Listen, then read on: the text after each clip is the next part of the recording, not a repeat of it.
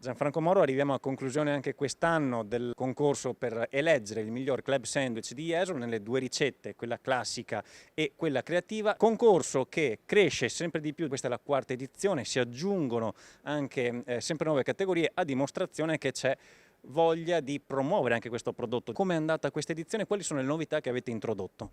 Abbiamo iniziato 4 anni fa e abbiamo visto che c'era una preparazione. Dopo 4 anni abbiamo visto dei grandi professionisti, ci sono hotel che hanno dedicato a questo progetto qui 2-3 settimane per trovare la ricetta perfetta. Quest'anno abbiamo avuto chioschi, pub, ristoranti, le terrazze e gli hotel. Il progetto si sta evolvendo, quindi non solo il miglior club sandwich di Jesolo riconosciuto come prodotto tipico e con una ricetta registrata in regione, ma anche abbiamo visto dei nuovi particolari.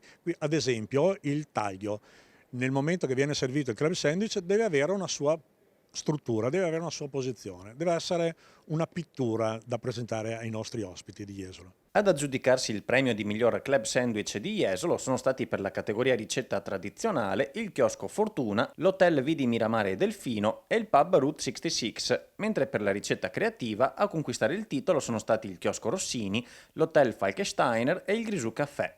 Premi assegnati poi anche per la categoria miglior taglio andato al ristorante Pizzeria ai Pirami, che ha ricevuto un'opera realizzata dall'architetto Caterina Vinante, mentre il premio per il Club Sandwich Light è stato assegnato al chiosco Loredana, il miglior abbinamento con Aperol Spritz è stato aggiudicato dall'hotel Niagara, quindi il premio per la comunicazione creativa al chiosco Tango, infine il premio Top of the Clubs conquistato dall'hotel Croce di Malta.